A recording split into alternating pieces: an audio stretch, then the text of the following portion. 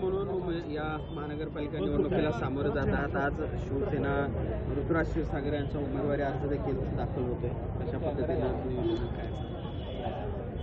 कोल्हापूर महानगरपालिकेच्या निवडणुकीमध्ये महायुतीचा निर्णय कालच घोषित केला आणि उमेदवारी अर्ज भरण्यासाठी आज मोठ्या संख्येने एबी फॉर्म घेऊन सर्वच उमेदवार निघत आहेत. युवा नेते ऋतुराज क्षीरसागर साहेबांचा फॉर्म भरण्यासाठी या ठिकाणी आपण सगळेजण उपस्थित आहोत. अनेक वर्ष जनतेच्या मनामध्ये अतिशय चांगल्या पद्धतीनं काम केल्यामुळे ऋतुराजची एक चांगली प्रतिमा आहे आणि या निवडणुकीमध्ये एक अतिशय चांगल्या पद्धतीनं नवीन रक्ताचा तरुण कार्यकर्ता महानगरपालिकेच्या निवडणुकीमध्ये लोकांच्या सेवेसाठी दाखल होतोय. उत्स्फूर्तपणानं लोक ज्या पद्धतीने सहभागी झालेत तशाच पद्धतीनं उद्याच्या निवडणुकीमध्ये विजयाचा गुलाल सुद्धा घेण्यासाठी आपण शुभारंभ करण्यासाठी या ठिकाणी जमलोय.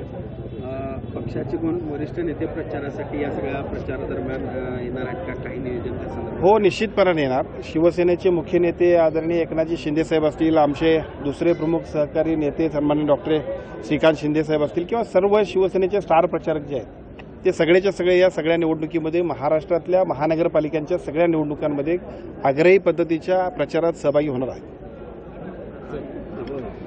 नंतर घेतो तू पुढं कधी माहिती घेतला म्हणून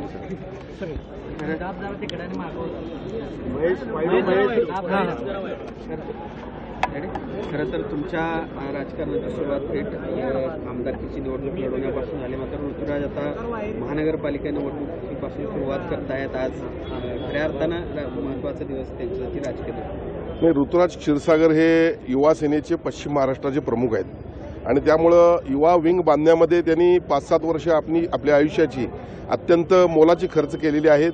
एक कार्यकर्ता म्हणून ते लोकांपुढे आलेले आहेत. आमदारांचा मुलगा या नात्याने ते पुढे आलेले नाहीत किंवा मी त्यांना कुठला आशीर्वाद तर नेहमी मुलाला असेलच आपल्या, पण राजकीय आशीर्वाद मी त्यांना कुठला दिलेला नाही. ते स्वतःच्या कर्तृत्वावर आज या ठिकाणी निवडणूक लढतायत आणि मला या ठिकाणी अभिमान वाटतो की या माझ्या वॉर्डातला एकही कार्यकर्ता, एकही माझी भगिनी या घरात आज दिसणार नाहीत.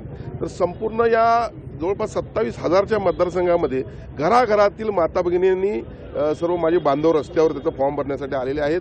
आज या ठिकाणी स्वतः सन्माननीय शिवसेनेचे पालकमंत्री प्रकाशजी आंबेडकर साहेब आहेत, माजी महापौर आमचे मार्गदर्शक महादेवराव अडगुळे साहेब आहेत आणि त्यामुळे मला खात्री आहे की जनतेच्या मनामध्ये गेल्या 10-15 वर्षामध्ये जी दगदग लागून राहिलेली आहे.